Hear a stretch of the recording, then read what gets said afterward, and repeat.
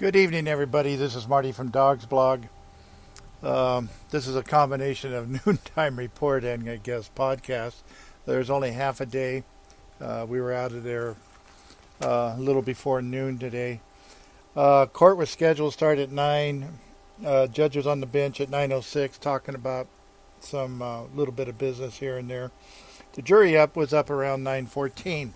Marlissa Ferreira was doing her redirect on Charlie ODELL. And as you all know, that Charlie ODELL had a few things to say about Mike Cooley and Keith Hobbs and that group over there. He had known Mike Cooley it was his street uncle, as he called him, known him for some time. Even though he had been a large part of that time, it sounds like Charlie ODELL was in custody on various things. So Marlissa Ferreira asked him on cross if he was about the Corey Brown interview, and that was in February of 2013. And she asked him if he saw the Mike Cooley, Frank CARSON incident. I mean, we've gone over this 10,000 times. And he said that he told Corey Brown that Mike Cooley had spit in Frank CARSON's face. She asked him if he knew when the exact time that Mike Cooley was in custody in 2013, and he really didn't know. But there were some few times that he had talked to Mike Cooley, on the bus, and talked to Mike Cooley on the bus, and some other things.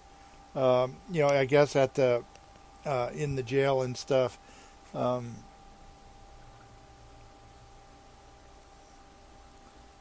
He knew that Mike Cooley was in custody when he was talking to Corey Brown on that date. The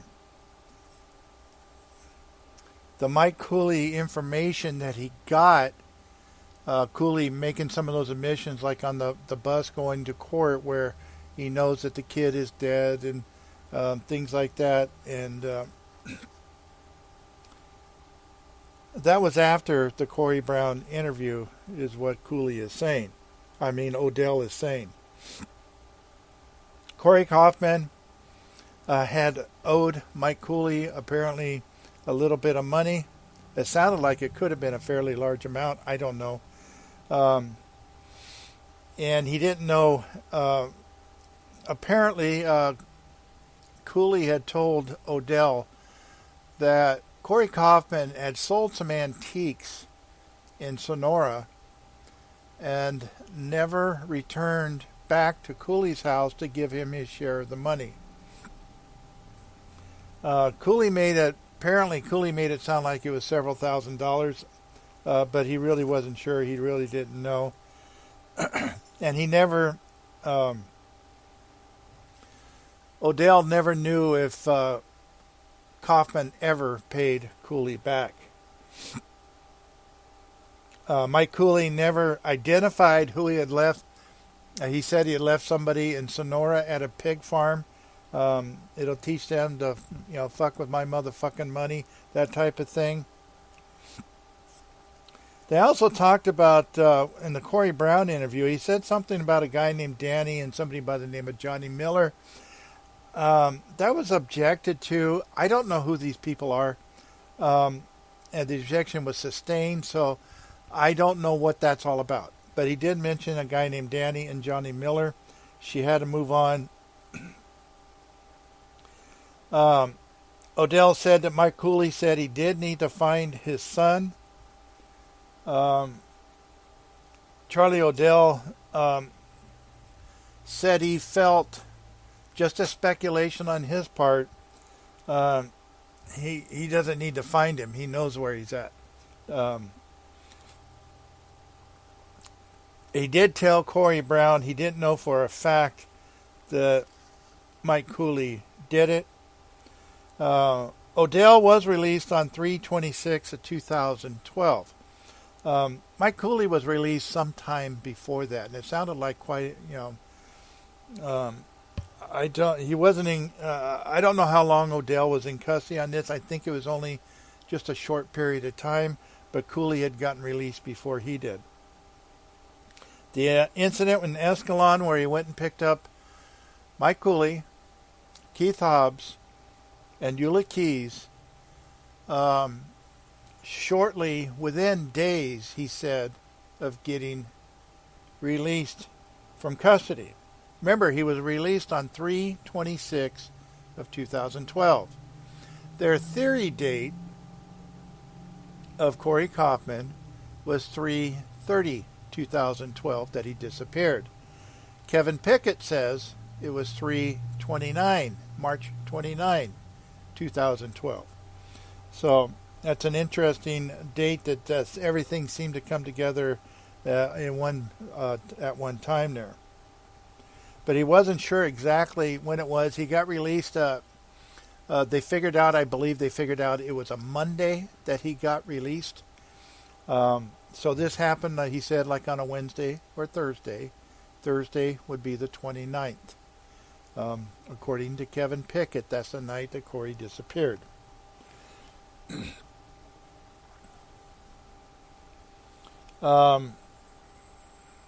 After he got released, he didn't go to Cooley's house for several days. In fact, until he got that phone call. He didn't really say why, but I have a feeling it was because it kind of sounded like, and this is just conjecture on my part, it kind of sounded like that he didn't really want any part of what was going on over there with Corey. When he did pick him up at Escalon, he just dropped him off at his house. He didn't go into Cooley's house. He just dropped him off. No one else indicated that Corey was missing on the ride back from Escalon. So Mike Cooley, he said Mike Cooley is the type, when he gets loaded, he loves to talk. And that's what he was doing. They were all spun out, as he put it. And Mike Cooley loves to talk when he's loaded up. But Mike Cooley never said who he was talking about when he said, "This is what they get for messing with my motherfucking money." No one else in the car said anything. No one said Mike Cooley just killed or buried someone. They went over, Marlissa Ferrer went over with him that Corey Kaufman owed Mike Cooley for some antiques. He didn't really know if it was ever paid back. After Mike Cooley got out of jail, other than that Escalon trip, he never talked to Cooley again. He said he was not given, Charlie Odell said he was not given any deals on the 7-year burglary case after the Corey Brown interview. Remember, he did offer to be put in a cell with Keith Hobbs and try to work off his case. But they did not, after the Kurt Bunch interview, they did not give him any time off his sentence either. The Kurt Bunch interview, which was in November of 2013, he told Kurt Bunch that Mike Cooley, Keith Hobbs, Eula Keys were all muddy. And as far as he knew, they could have been out picking strawberries, quote unquote. The car was covered in mud, apparently, too.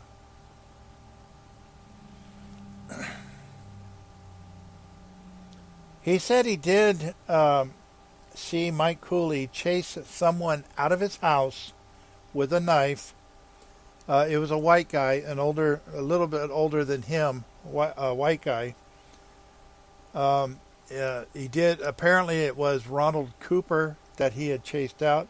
He'd never seen Ronald Cooper prior to that, so he wasn't familiar with him.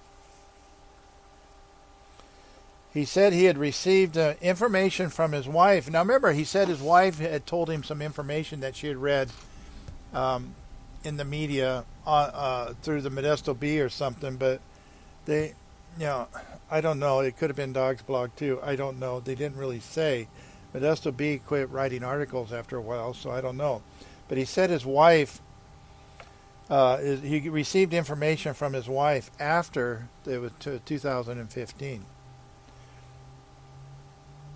Again, he said Mike Cooley said Corey Kaufman was buried in a pig farm in Sonora, and I believe that actually came from Keith Hobbs.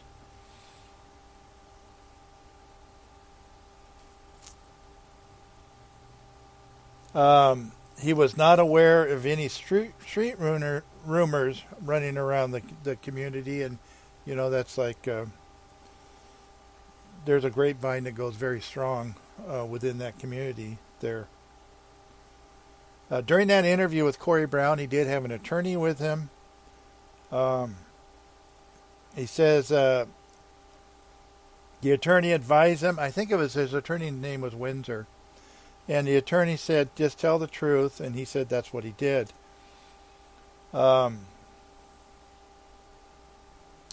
He told Kurt Bunch in that interview later on that Mike Cooley said in jail that Corey Kaufman was dead in 2013. That was when he told him was in 2013, not that Corey Kaufman was dead in 2013. Kurt Bunch said it had been 1 year since Corey Kaufman had gone missing.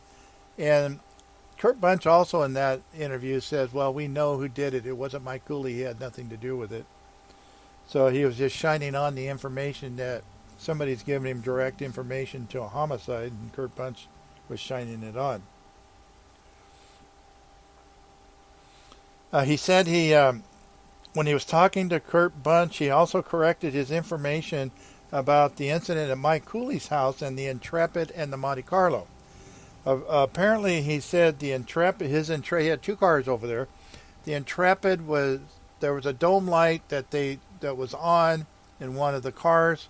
The Intrepid, he said, initially was the one with the dome light on, but he said now he's saying, and to Kurt Bunch, he's saying the Intrepid didn't have a dome light. The Monte Carlo did, and it had heavy doors because of hydraulics and all kinds of things on it. So if the doors didn't shut right or something, the dome light stayed on. He also said he had misstated what he had said about kicking Frank CARSON in the ass when he was bent over inside of one of the cars. He said that he had done it and that it was actually Mike Cooley that had done it.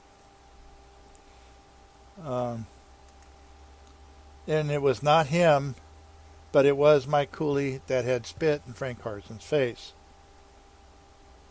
He had known Corey Kaufman a short time prior to him going missing, maybe a year or so. And he had seen him at Mike Cooley's house. Is the only place that he saw him was at Mike Cooley's house, and it wasn't that often. Remember, he said he lived at the Cooley house for a while, but again, he's saying, and Cooley and Eula is saying Corey was there all the time. He's saying he hardly ever saw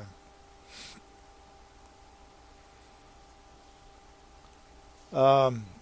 Still continuing on direct with Marlissa Ferreira and talking about the Kurt Bunch interview. He said that they were shown some pictures and he was somewhat familiar with the person that he saw in the picture as someone that was on the property. He says that memory had just come back. And this is, I'm just going to keep reading what I've said. I'm not going to throw my opinion in there.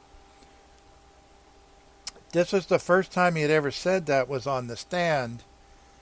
Though he did not say that to Kurt Bunch or anybody else. That it had just come back. He did tell Kurt Bunch that person, he may have looked familiar, but and they from the property, but it just come back. And he didn't. This is the first time he'd said that. His plea agreement had been signed prior to his testimony, and he's not receiving any other benefit to that fact. And I don't really understand that question, because he is receiving a benefit. He was facing, which he's not going to get, but he's facing 25 to life. That's what he was looking at, because he was he's a registered sex offender and had not registered, and he was in violation. And with all the other issues going on with some of the burglaries and grand thefts and all that stuff, he was looking at 25 to life. Now, granted, he's not going to get 25 to life, but he's looking at some substantial time, and he ended up with 32 months. So yes, he did end up with a benefit. She asked him if there was a person that owned a liquor store, and he said Mike Cooley said it was the one that owed Pop and Cork, but he was looking at Praveen Singh's picture, not somebody else. He was looking at Praveen Singh.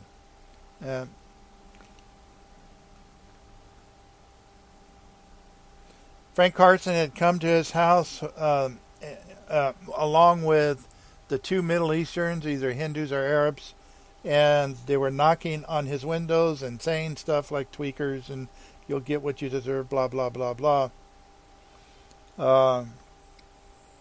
And he said Mike Cooley said they had done that before, but did not say when that occurred. But it was obviously prior to him being in custody.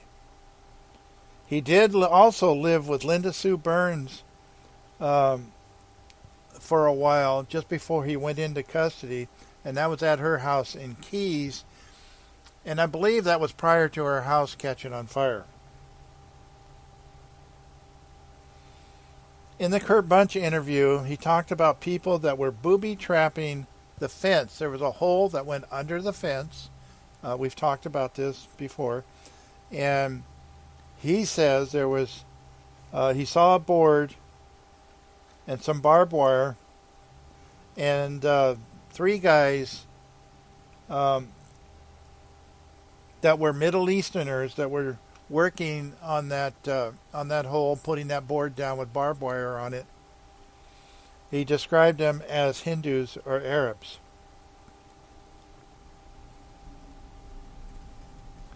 He was asked if Mike Cooley in the Escalon incident say that Corey Coffin was missing. He said no, Mike Cooley never said anything about Corey Coffin.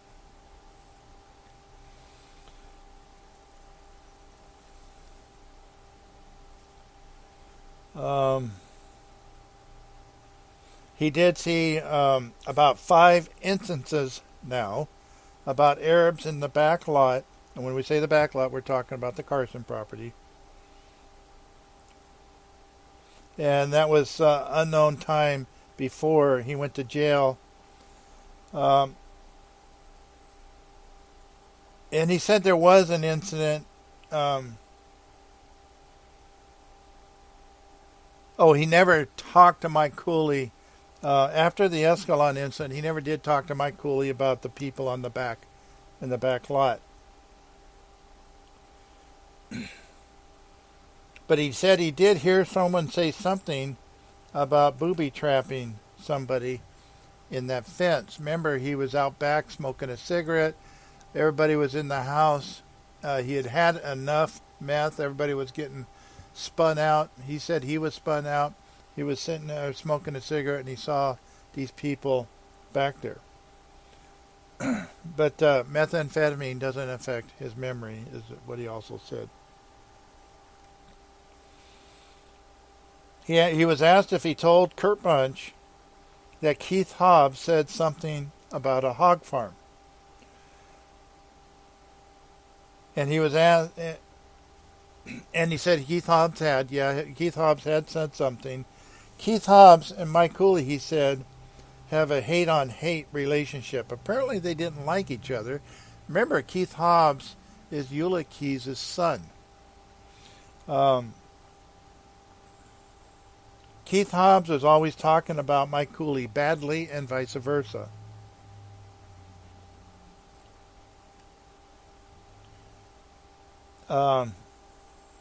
He heard Frank Carson say, "You thieves, I got authority to do as I please. You tweakers," he was calling them all kinds of names. They this testimony really bounces around.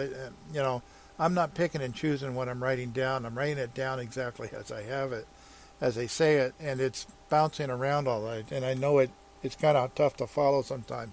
I have trouble following it.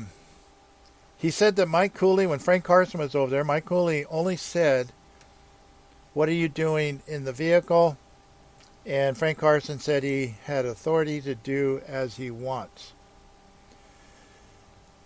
Charlie Odell told Kurt Bunch Frank Carson was pissed.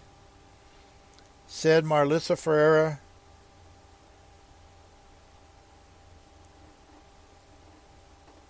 not Marlissa Ferreira. He said, "Motherfuckers, let me catch you guys on my property." Frank Carson was really pissed when Mike Cooley spit in his face. He wasn't sure. He couldn't recall what Mike Cooley was saying to Frank Carson at that time when he spit in his face and stuff. He had talked to Mike Cooley in jail in 2013. And he said that Mike Cooley had looked sad. Kurt Bunch, he said, asked if the people boobing trapping were Eastern Indian, and he said he did not recall, and he was reviewing some transcripts there too. He had transcripts for, remember the recordings were played yesterday in court for him, not in front of the jury, but just for him and his benefit, and he had a transcript of both recordings of both interviews. And he had that in front of his hand. I also noted, whatever it's worth, that he was writing down a lot of notes on those transcripts. He almost looked like Jim Cook. He was writing down a lot of stuff on there, and he was actually using the transcripts to testify to. Marlissa Ferreira asked him on cross. He was asked about all the beatings that he took after he got out of jail. That time he was in jail, he was arrested on December 28, 2017. He was talked to Steve Jacobson about that same time. In fact, I think it was the same date, and he had requested to talk to Steve Jacobson. There was also a interview with Steve Jacobson this year on May 15th of 2018. Marlissa Ferreira showed him a document, and Odell had said he'd never seen it before. And after listening to him talk a little bit, it sounded like it was the subpoena and the paperwork for him to come testify in this case. Remember, he was subpoenaed by the district attorney's office. He said a detective, actually he was served in papers, and when he was still working, and then he was told while he was in custody he had to come to court. A detective told him he had to come. It was on December 28th, 2017. That was probably Jacobson.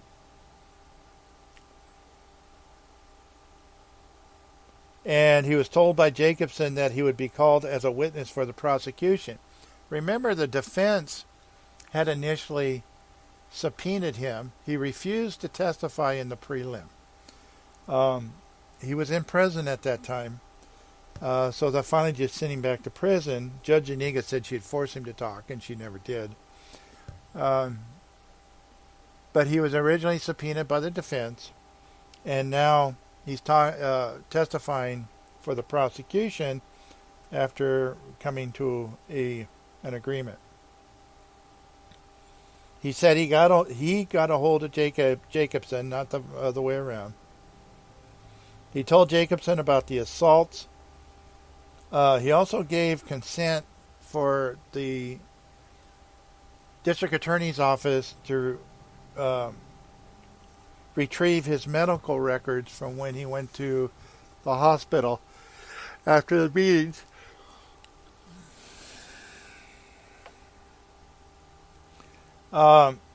He was asked why didn't he tell the investigators who the person was, this Jimmy Jackson, this little person, Jimmy Jackson. He says he has kids and he feared for their safety. He's a person that's under 4 foot tall who's afraid of because he shot at him before and had been involved in just about all the prior beatdowns. He had seen little Jimmy Jackson on the streets, and he was shown a picture of Jimmy Jackson, and he said, yeah, that's him. I didn't see the picture myself.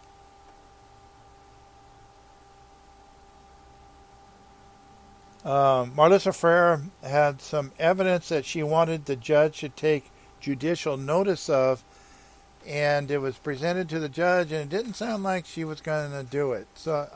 And it was never really noted in court or ruled on, so I'm not really sure what happened, but I'm not sure that she was willing to do it. So I have no idea what it is either.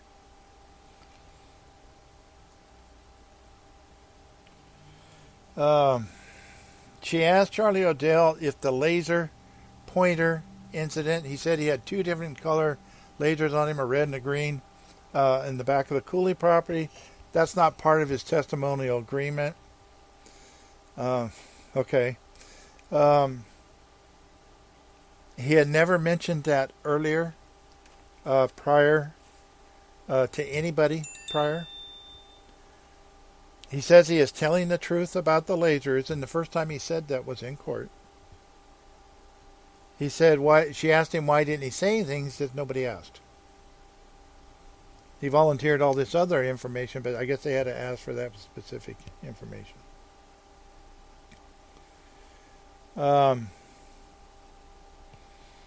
She asked him what his birthday was, and I'm not going to give his birth date out, but he was born in 1978. He was 21 years old in 2000 when he was convicted of the child molestation charges. She also asked him, Mike Cooley said he got rid of someone, but didn't say it was a body. So I'm sitting there kind of thinking to myself, okay, Mike Cooley said he got rid of someone, but that doesn't mean it's a body. Right. Also asked him about Jimmy Jackson. He'd seen him on prior occasions, but not because he was a registered sex offender. There was objections about all this stuff. Charlie O'Dell was there was a sidebar after that objection, but Charlie O'Dell was is an OG, original gangster, but he's a dropout apparently from the Northerners. And this could lead to some of this stuff going on too.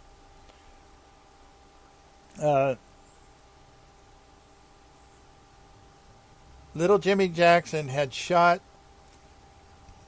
at Charlie O'Dell previously.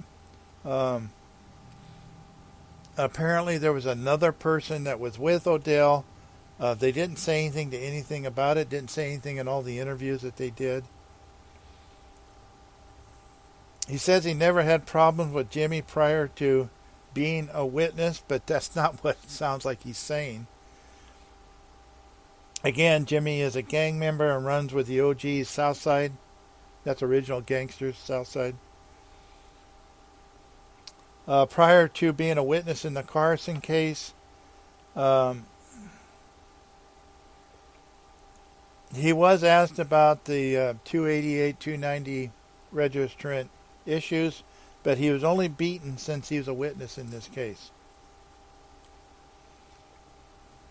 At this time,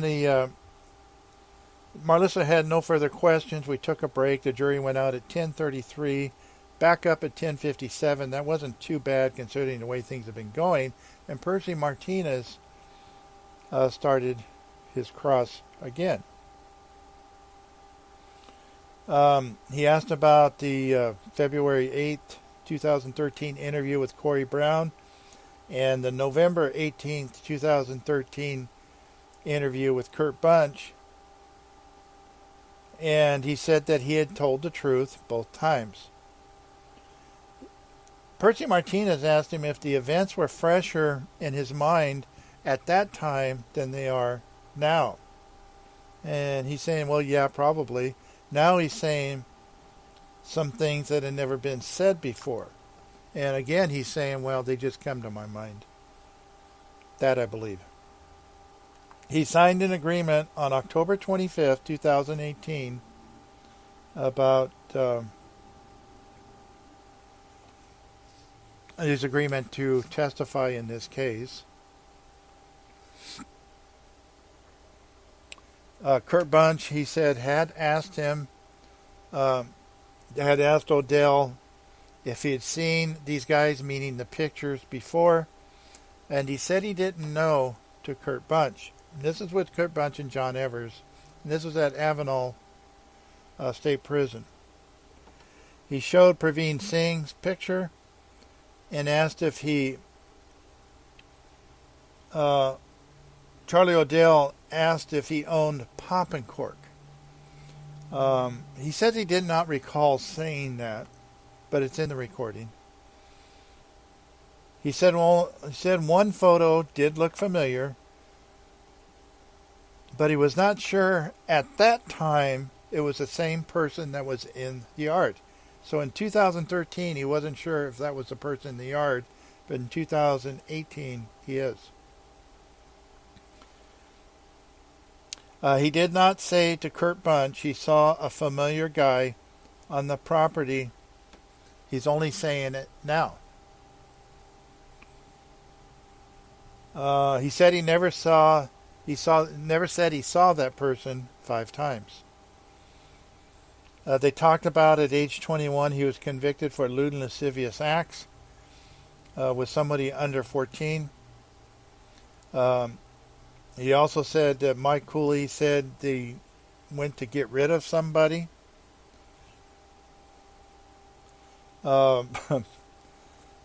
Remember, ODELL said on redirect with the DA that for all he knew, or said to Corey Brown, I believe it was, that for all he knew, they were out picking strawberries. So Percy Martinez asked him, did Mike Cooley or anybody have any strawberries with them? And of course he said no. He said he was just telling the officers what Mike Cooley said and what Keith Hobbs also said. He got out on March 26, 2013. I think that's really important to keep in mind because, again, the dates that they're talking about of Corey going missing. Again, Kevin Pickett said March 29th, 2013. The DA's office is saying March 30th, 2013.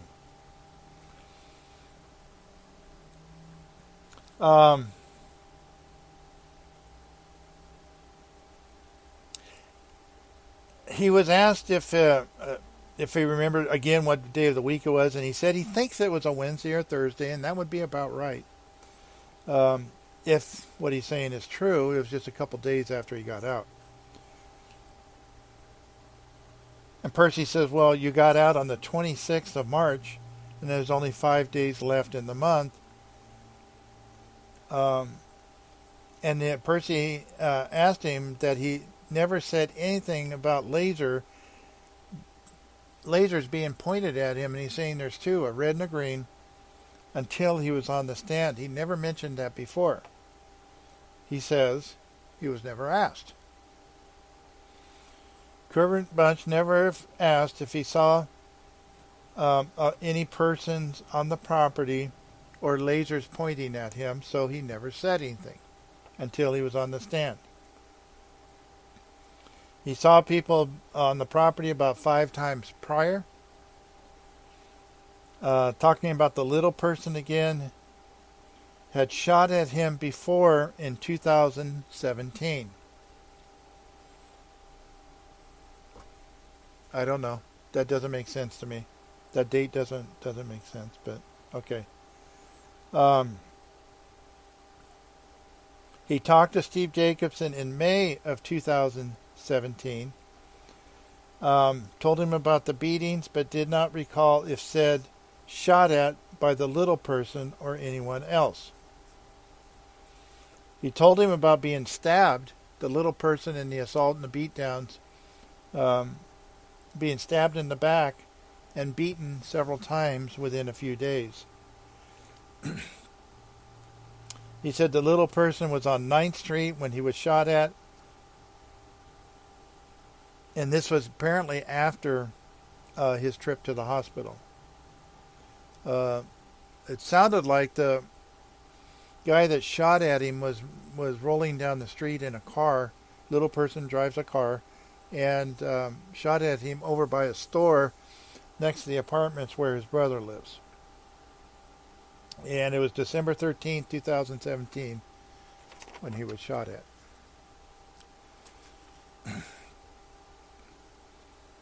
It was he was shot at by the River Road Market. I believe it's on 9th Street is what he said. He was on the opposite side of the street of the store. He said there's a trailer park on that side of the street.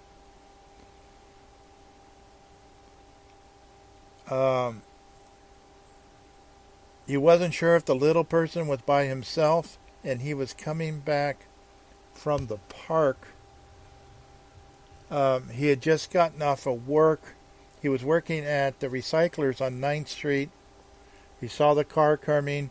He said he realized who it was, and it was he was headed towards the store, as was the car coming from the opposite direction, and then it was like kind of in between where the store and the apartments were. He never called the police to let them know and never mentioned it in any interviews. There were several people out on the street when this occurred. Nobody called the police. Talking again about Mike Cooley.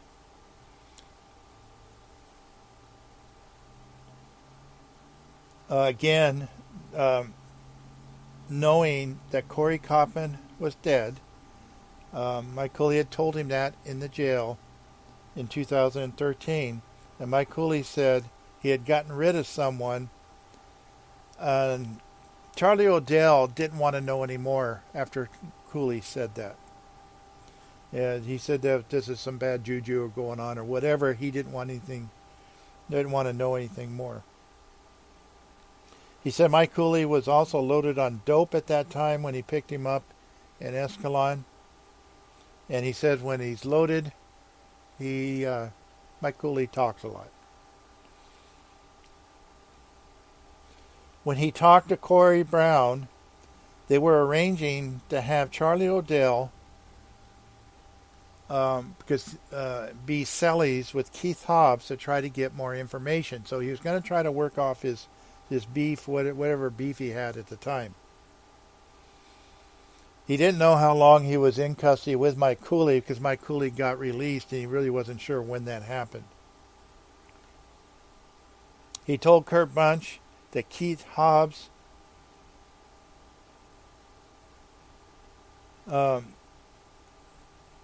he wanted to be housed with Keith Hobbs to try to get some information.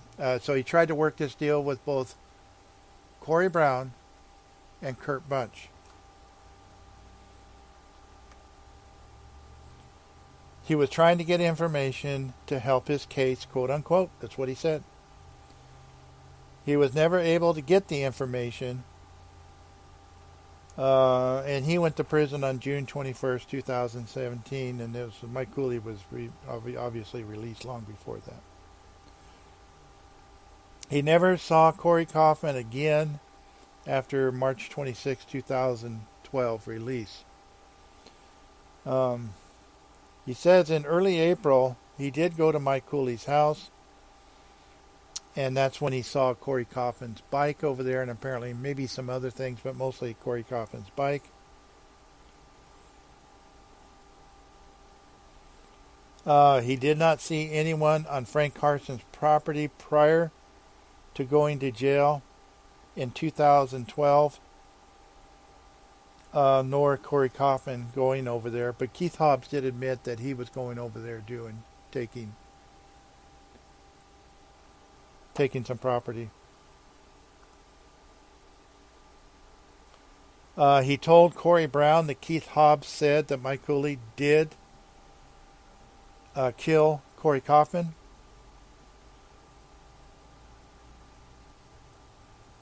Odell did know that Corey Kaufman was gone at that point.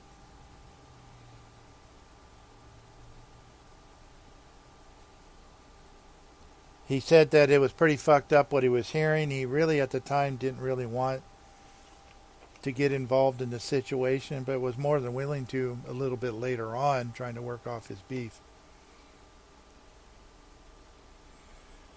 Went back to when he was shot at by Little Jimmy. Nothing was said by the shooter when he was shot at him. He was not living with his family at the time, and I really don't know what led up to that question. Charlie Odell didn't know if the little person knew his family, but everybody knows that Jimmy Jackson is a gangbanger, and he's a little bit 5150 or crazy. Charlie Odell admitted he used to be a northerner before. Little Jimmy was also at the same time when Charlie Odell was involved in it. They were both northerners. And he said that he had known Little Jimmy since Odell was 16 or 17 years old when he was involved in gangs. They talked about Percy Martinez talked about the subpoena that was served on him in September of 2018.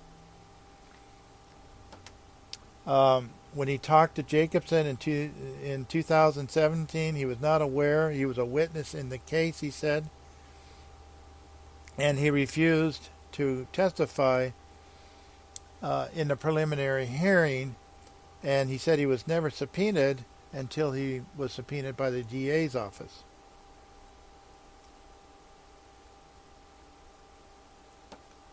Charlie Odell kept calling Percy Martinez Percy. And Percy asked him, "Do I know you? Do you know me?" He just, "Well, I just seen you around, Percy." And the judge says, "Quit calling him by the first name." Yeah, Charlie Odell was getting pretty comfortable on the stand. Again, he was asked about never telling Kurt Bunch about Frank Carson knocking on the windows and saying all the things about tweakers and stuff. He says, "I wasn't asked, so I didn't say." On the first occasion was the occasion when Frank Carson was going through the cars. He did not recall telling Corey Brown Frank Carson was knocking on the windows.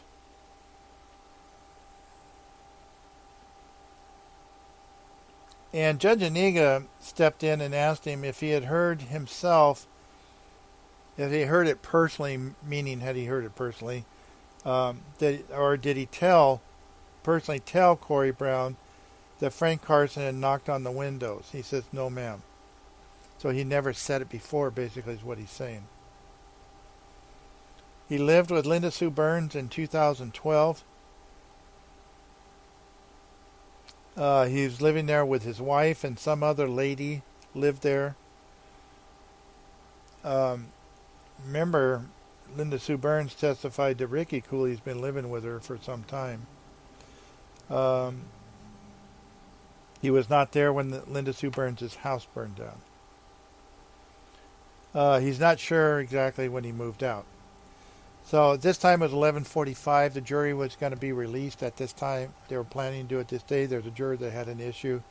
And the jury's coming back at 9 a.m. Tuesday.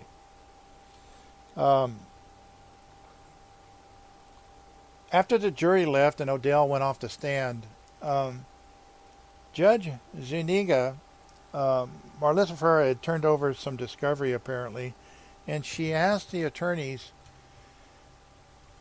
to acknowledge that they've received this new discovery. And they all said yes, including Hans Adjertsen, who said, yes, I received all 80,000 pages. Now, it sounded to me like he was very serious about what he said, and I think he was. And the judge asked him 80,000. He said, yes, Your Honor, 80,000 pages. So they just turned over some new discovery, and it was 80,000 pages worth. That's what it sounded like. So that was it for the day. We will be back Tuesday at 9 a.m. More Charlie ODELL. It looks like he's going to be on the stand for maybe a few more days. He keeps revealing more information as we go along. And there was one section in there where Percy Martinez asked him about being a registered sex offender and being a member of the gang. And he said yes, and he says, isn't that not allowed by the gang? And Charlie ODELL got a very funny look on his face. The judge says he's not going to allow him to go in that area of questioning. So Percy asked it a different way. The judge again said, you're not going to go in that way. When the judge said that the second time, Charlie ODELL got this big shit-eating grin on his face. I'm serious. He was very pleased he didn't have to talk about being a gang member charged with these type of lewd and lascivious behaviors with somebody under 14. So anyway, that's it for today. Keep in mind that I have a PayPal button at the bottom of every report. And my sponsors, Doug Maynor, attorney at law, 15th and J Street in the old Masons building there. It's a beautiful building. Maynor will do a good job. Doug Maynor will do a good job for you.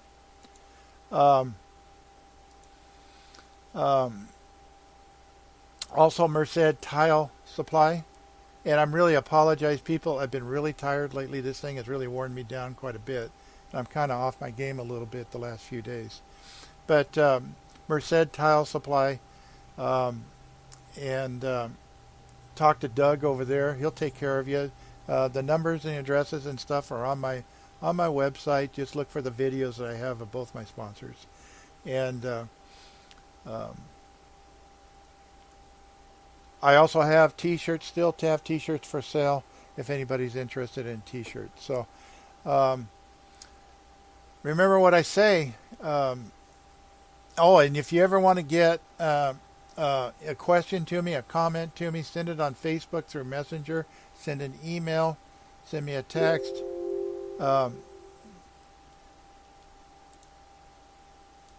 Messenger or an email. My computer just went crazy. I don't know what it's doing. Anyway, and you can get those questions to me or those comments to me, and I'll read them on the air. We'll share that. Maybe somebody else is thinking the same thing.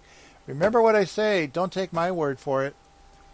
Come to court and find out for yourself. Good night, everybody.